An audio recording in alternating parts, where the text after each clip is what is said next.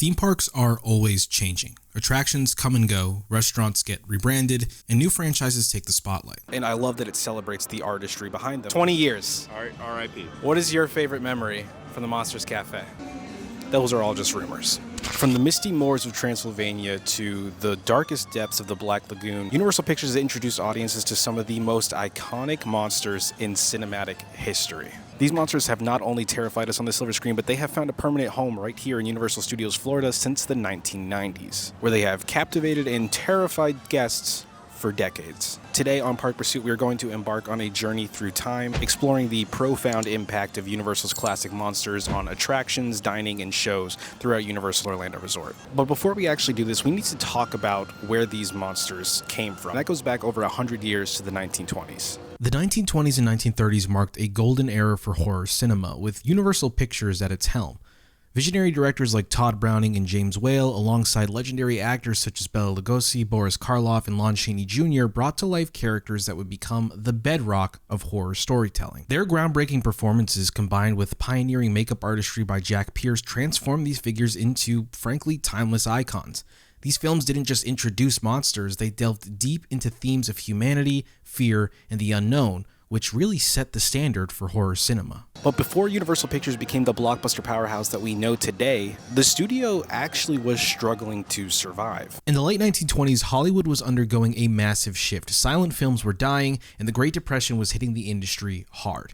Universal, founded by Carl Laemmle in 1912, was on the brink of financial disaster, but then, in the early 1930s, something monstrous happened. I am Dracula.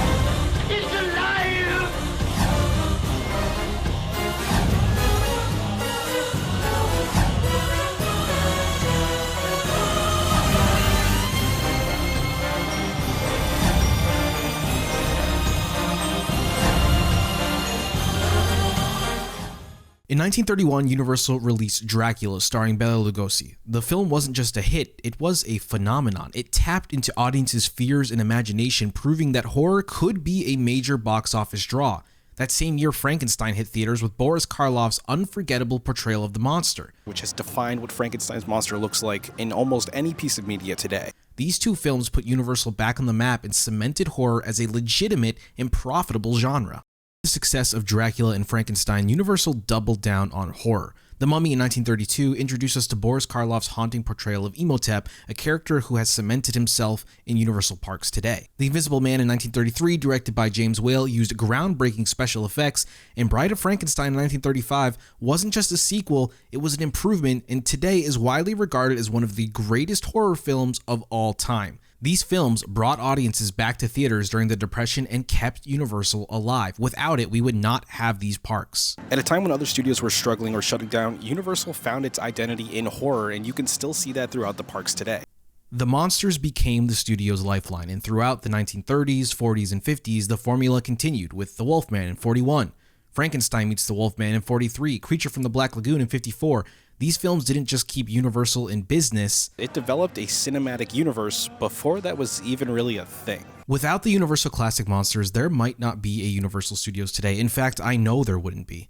They weren't just horror movies, they were the lifeblood of a struggling studio in a genre-defining movement. So next time you see Dracula's fangs or Frankenstein's bolts, just remember, those monsters saved Hollywood and gave us this wonderful place that we all know and love today. When Universal Studios Florida opened its gates on June 7th, 1990, it promised guests the chance to ride the movies, but there were plenty of non-rideable attractions as well. And among its opening day attractions was the Phantom of the Opera horror makeup show. Later, the gory, gruesome, and grotesque makeup show, and today, Universal Orlando's horror makeup show. This live show offers a fascinating behind-the-scenes look into the art of horror filmmaking, showcasing the techniques and makeup effects that bring terrifying creatures to life. It's a perfect blend of education and entertainment, and it pays homage to Universal's horror legacy.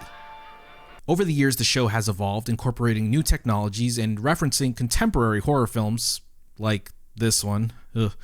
But its core celebration of classic monster movie magic remains unchanged. It's a testament to the enduring appeal of these iconic creatures and the artistry behind them. And it pays homage to Universal's horror monster legacy. And I love that it celebrates the artistry behind them because it's something that isn't really talked about that much compared to actors, directors, and writers. But besides shows and merchandising, there's a lot more to the legacy of the Universal classic monsters here at Universal Orlando Resort, especially when it comes to dining. For over 2 decades, Universal's Classic Monsters Cafe stood as a sanctuary for horror enthusiasts, offering a unique dining experience amidst the legends of classic cinema. It wasn't just a place to grab a meal. It was an immersive tribute to the iconic Universal monsters that laid the foundation for modern horror. So I wanted to take some time to actually delve into the frankly rich history of this beloved eatery, from its inception to its heartfelt farewell. To understand the origins of the Classic Monsters Cafe, we have to step back to the early days of Universal Studios Florida. Like I said, when the park opened in 1990, it prided itself on offering guests the ability to ride the movies and be immersed in cinematic history. Now, the Studio Stars Commissary was one of the original dining locations, and it featured a broad Hollywood theme. But there was nothing particularly unique about it. By the late 90s, Universal recognized that its classic horror films still had a massive following. The Universal monsters had already made their presence felt in the park through merchandise, shows, and the ever-growing Halloween Horror Nights event. It only made sense to create a dining experience that would give these icons their own dedicated space. Thus, in 1998, the Universal Classic Monsters Cafe was born. This wasn't just a restaurant, it was a fully themed environment that celebrated the legacy of horror legends like Dracula, Frankenstein's monster, the Wolfman, and of course, my favorite, the creature from the Black Lagoon. From the moment you stepped inside, you were no longer in a theme park restaurant, you were in the world of classic horror. Each section of the Classic Monsters Cafe was meticulously designed to transport guests into the realms of these legendary creatures. There was a dining room dedicated to Dracula's castle, where you had Gothic architecture and dark lighting. And another section paid homage to the creature from the Black Lagoon, swamp dining, which you can actually still see the sign in the tribute store at Mardi Gras right now. It featured swampy aquatic aesthetics, and even Frankenstein's laboratory found a home in the cafe, with bolts, electric coils, Tesla coils, in a classic 1930s horror atmosphere all around. But what made the Classic Monsters Cafe so special wasn't just the decor, it was the sense of community. Horror fans, right, are some of the most passionate and driven people I have ever met. And horror fans combined with theme park fans, that passion and drive increases tenfold. They don't just watch these films, they study them, they celebrate them, they live by their influence. The cafe became a meeting place, a shared experience for those who cherished the golden age of horror. Many guests recall walking in and instantly feeling transported back to their childhoods, maybe when they first watched Frankenstein or The Mummy. It was an emotional connection, a nostalgia trip that went beyond just grabbing a bite to eat. I remember when I was a kid and just watching, I think it might have been MeTV back home in Massachusetts, and Frankenstein came up for the first time, and it was an experience. And of course, you can't forget the food. The menu, while still a standard quick service fare, had unique monster-themed dishes. The culinary offerings, though not extravagant by any means, added to the immersion. It was a dining experience where horror fans could sit among the legends and enjoy a meal inspired by their favorite characters. When the news broke of its closure, social media exploded with tributes. Fans posting old photos, sharing their experiences, and even starting petitions to keep it open. For many, this wasn't just a restaurant closing. It was the erasure of a piece of Universal history. But like many beloved attractions, change is inevitable. After more than 2 decades, Universal made the frankly surprising announcement that the Classic Monsters Cafe would be permanently closing in May 2022. For horror fans like myself, this felt like losing a piece of the park's soul. This wasn't just another restaurant. It was a monument to the history of horror, a place that paid homage to the films that shaped an entire genre and gave us this park today. In its place, Universal revealed plans for something even more terrifying. Well, yeah, it was the Minion Cafe, which, don't get me wrong, it's still a great dining experience. It's tied directly to Despicable Me, and it's a wildly popular franchise. Minions print money. So does Halloween Horror Nights. The classic monsters, Minions, I understand. I understand why it was done. I don't love it, but I understand. It makes sense, but it still felt like a gut punch to the Universal Monsters faithful. The shift from gothic horror to bright slapstick comedy, it underscored a larger trend in theme parks today. The prioritization of modern, popular intellectual properties over classic legacies. Despite its closure, the Classic Monsters Cafe has left behind a devoted following. Like I said, fans took to social media and shared their experiences, and here's some of those here, with many lamenting the loss of one of the last true Universal Monsters themed spaces in the park. Even today, you can find merchandise photos and stories keeping the memory of this iconic eatery alive. Stories and memories like this one. Kevin, yes, you're a bit of a horror kind of guy. Yes. Right? Well, All no, right. not in that aspect. A horror movie type of guy. Okay, let's get that straight. Okay. We're doing a video on the legacy of these wonderful classic monsters here at Universal. Monsters Cafe, 20 years. R.I.P. What is your favorite memory from the Monsters Cafe? The chairs. I like seeing the little chairs, like when the Dracula chair was upside down. And now we get to see those like being reused in the tribute stores. But you'll see Monsters Cafe stuff throughout all the tribute stores. And there's so much love for that cafe that I feel like not many quick services at Universal get that much love. And it's deeply missed. We'll see how the Das Steakhouse is. Hopefully it has some of that monster charm. But yeah, R.I.P. Monster Cafe. Food was decent. It was like a barbecue in there. Yeah, you didn't go there for the food. You went there for the atmosphere. It's like the Coconut Club. You don't really go there for the drinks. You go there for the vibe. Theme parks are always changing. Attractions come and go, restaurants get rebranded, and new franchises take the spotlight. But some places leave a mark that goes beyond business decisions. They become a part of our personal history. The classic Monsters Cafe was one of those places. It may be gone, but its spirit lives on in the hearts of horror fans everywhere. Even though we are talking about the sadness of losing some of these legacy classic monster locations, the franchise itself and the sense of Universal's classic monsters is far from dead. In 2004, Universal Orlando introduced Revenge of the Mummy, which to this day is one of the most popular rides in this side of the park. And I'm sure you know this already, but it is an indoor roller coaster that plunges riders into the cursed world of Imhotep. And while it's inspired by the 1999 film starring Brendan Fraser, of course it pays homage to the original Mummy, starring once again Boris Karloff, Frankenstein's monster, the original film from 1932. And you can see all sorts of different Easter eggs with callbacks to that film, not only in Sahara Traders, the gift shop, but on the ride itself. And I don't think Revenge of the Mummy is going anywhere anytime soon. And while many fans might not understand that this is actually based off of an original 1932 Universal classic monster film, it still is part of the legacy of those films in the parks today. And of course, we can't talk about the Universal Classic Monsters without talking about Halloween Horror Nights. Since its inception in 1991, Halloween Horror Nights has become a cornerstone event at Universal Orlando. It draws horror enthusiasts from around the globe. The Universal Classic Monsters have been a recurring highlight with dedicated houses and scare zones that bring those creatures to life in extremely immersive ways. Well, there might not actually be any classic monsters this year. There have been continuously for the last few years, but those are all just rumors. One standout experience, of course, was Universal Monsters Legends Collide, where guests found themselves caught in a battle between Dracula, the Wolfman, and the Mummy. The meticulous set designs, the atmospheric lighting, the chilling soundscapes, it transported us directly into these monsters' lairs, and honestly, it was pretty unforgettable. But going back to 1991, even before all that, it started with Fright Nights. The very first event featured the Universal Monsters as the main scare actors, the icons, before the idea of an icon was ever really a thing. It set the stage for decades of horror at the park, and now I can't imagine Universal Orlando without it. Now I could go on for hours and hours, on and on, about the legacy of these classic horror monsters at Halloween Horror Nights specifically, but that's not what this video is about.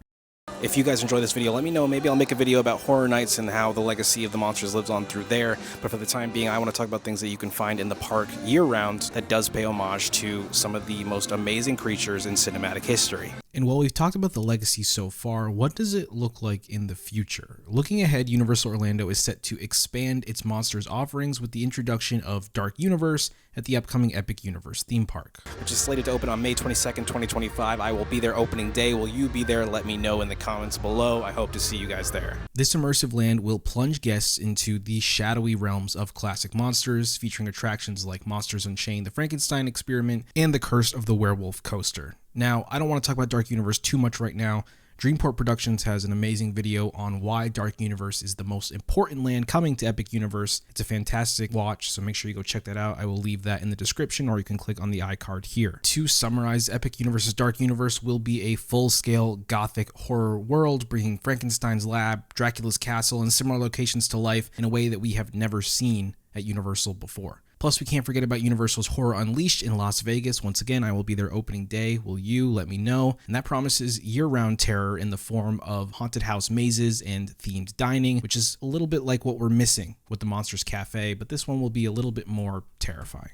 Dark Universe, obviously, proof that this franchise, these monsters, they're not going anywhere anytime soon. What are you looking forward to most over in Dark Universe? I'm looking forward to see what the full version of this is, the full creature, not a piece of him. This is a tease for what's coming, okay? It's going to be great. It's going to be epic. It's going to make kids cry in the queue because they're scare actors. Oh, God, they just dropped a $20 drink. Epic Universe is going to be awesome. I'm just excited for Creature. Creature's my favorite Universal monster, so to see him as an animatronic screaming at me, cannot wait. Dark Universe is a dream realized for horror fans like me, a place where the monsters that built Universal finally get the tribute they deserve.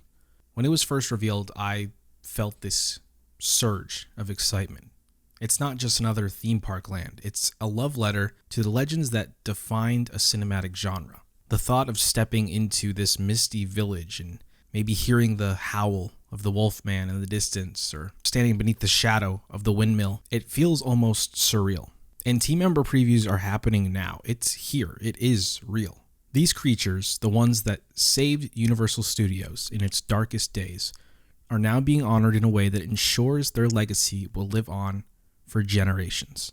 This is a land dedicated to classic monsters that have haunted our imaginations for nearly a century. The ride experiences alone promises something unlike anything Universal or anyone has ever done before, throwing guests headfirst into this intense, terrifying world where these monsters are, for lack of a better term, unleashed. The attention to detail, the gothic atmosphere, and the sheer reverence for these icons make it clear this is being made by people who love and respect what these films mean. And it's not just about the scares. Dark Universe is going to let us dine in these eerie settings, browse these shops with monstrous relics, and immerse ourselves in a world where horror isn't just a fleeting seasonal event, it's eternal. For those of us who grew up adoring these films, who saw something special in those stitches on Karloff's face or the piercing gaze of Lugosi, this is more than just a theme park edition.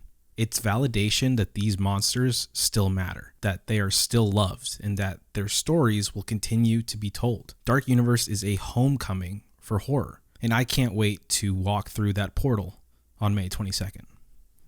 And there you have it. That is how the legacy of the classic Universal horror movies are staying alive here and today at Universal Studios Florida, and how they might be coming to life over at Epic Universe here at Universal Orlando Resort, which I cannot wait for. Do you have a favorite memory from any of the things that you saw today? Did you get to go to Monsters Cafe? Did you experience some older versions of the horror makeup show? Do you remember the first Fright Nights in 1991? Let me know in the comments below. And if you would like to check out what else I get up to here at Universal Studios Florida, you can go ahead and click on this playlist right over here. And if you want to watch a video that YouTube recommends specifically for you, yes, you can go ahead and click right on over here. Make sure to like, comment, and subscribe to join the Park Pursuit if you would like to stay updated on all things Universal and themed entertainment. And I'll see you guys in the parks real soon. Take care. Yeah. Falling into love hurts just as much as falling out of it, but I'll scrape my knees and scar my shins off.